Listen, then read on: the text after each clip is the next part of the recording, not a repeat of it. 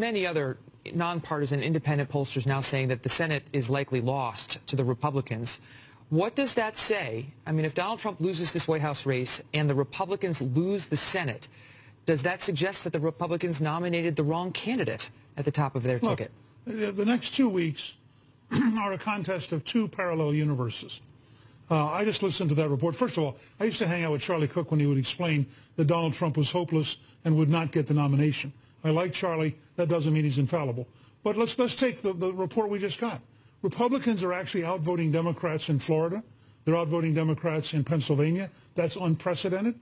They've cut the Democratic lead. You predict a win in Pennsylvania? I think they might. Really? You think Trump's going to win Pennsylvania?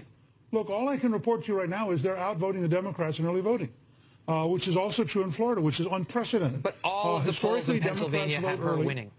What?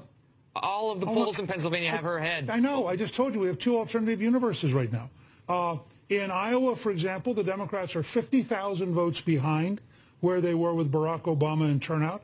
The governor is very confident we're going to carry Iowa, which Obama carried last time. I can just carry you through case after case like this. In Minnesota, we're almost certainly going to win the congressional seat up around Duluth, which is a very Democratic area, but it deeply dislikes Hillary Clinton.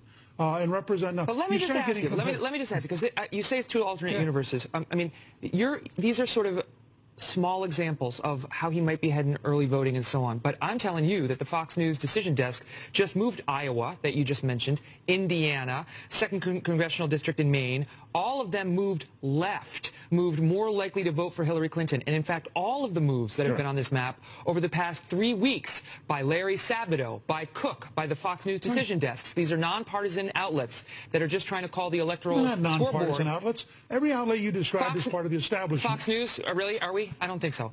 And every state they've moved it to the left, towards Hillary. And you tell me whether that's all made up. No, I think they're two alternative universes. You have a poll which suggests that she's going to get a Barack Obama turnout among African Americans. I don't think that's going to happen. You have a Washington Post ABC News poll where they took out 8% of the vote because they didn't like the way it voted. Look, I've been around long enough. I remember when the Detroit Liberal newspaper on the Sunday before the election said John Engler would lose by 14 points. He won the governorship that year. I don't take polls as seriously as people who've never run for office. But your candidate loves them and has touted them from the beginning. And he's been behind in virtually every one out of the last 40 polls that we've seen over the past month. That's the reality. Look, if you want to assume the election's over, skip the next 2 weeks and we can talk about the future. I'm not assuming anything. I'm asking you whether you believe your candidate's behind based on these numbers and what it says about the down-ballot races. I believe the odds are at least 1 in 3 and maybe better than that the difference in intensity and the difference in determination and the degree to which Hillary Clinton is clearly the most corrupt, dishonest person ever nominated by a party all mean that the odds are pretty good she's not going to win. Now, I actually believe that. This is not just because I'm for Donald Trump. I actually believe the American people are sickened by this. So let's assume she is corrupt, right? She was just as corrupt 3 weeks ago and 3 months ago. And she would have been corrupt and collapsing physically on September 11th of this year, and her poll numbers tanked. But then you know what happened. He had a rough first debate.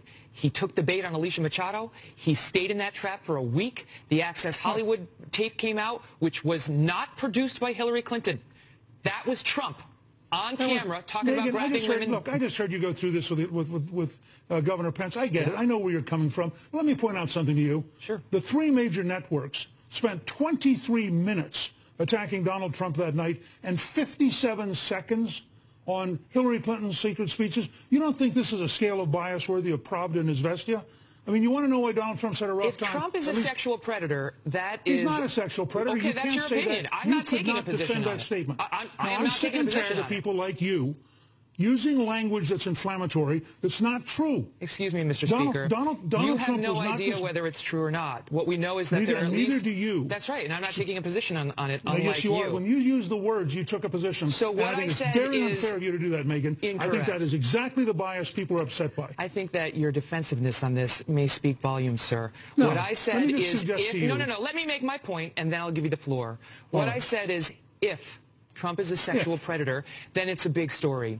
And what we saw on that tape was Trump himself saying that he likes to grab women by the genitals and kiss them against their will. That's what we saw. Then we saw 10 women come forward after he denied actually doing it at a debate to say that was untrue. He did it to me. He did it to me. We saw reporters. We saw people who had worked with him, people from Apprentice, and so on and so forth. He denies it all, which is his right. We don't know what the truth is.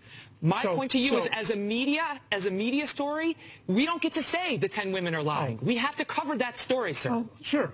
Okay, so it's worth 23 minutes of the three networks to cover that story. And Hillary Clinton, in a secret speech in Brazil to a bank that pays her $225,000, saying her dream is an open border where 600 million people could come to America. That's not worth covering. That is worth covering. You want to go back through the tapes of your show recently? You are fascinated with sex, and you don't care about public policy. Me? Now, that's really? what I get out of watching you tonight. You know what, Mr. Speaker? I'm not fascinated by sex, but I am fascinated by the protection of women and understanding what we're getting in the Oval Office. And I think the American voters would like to know. And therefore, we're going to send Bill Clinton back to the East Wing because, after all, you are worried about sexual predators. Yeah, listen, it's not about me. It's about the women and men of America. And the poll numbers show us that the women of America in particular are very concerned about these allegations and in large part believe that they are a real issue. And don't dismiss the women summarily. Do you want to comment on whether the Clinton ticket has a relationship to a sexual predator? We, on the Kelly File, have covered that story as well, sir. I will tell you the polls. I just want to hear you use the words. I want to hear you use Bill Clinton sexual predator. I dare you. Say Bill Clinton sexual predator. Mby the Arkansas bar? Disbarred by the Arkansas bar. $850,000 penalty? Excuse me, sir. We on the Kelly File have covered the Clinton matter as well. We've hosted Kathleen Willey. We've covered the examples of him being accused as well, but he's not on the ticket. And the polls also show that the American public is less interested in the deeds of Hillary Clinton's husband than they are in the deeds of the man who asks us to make him president, Donald Trump.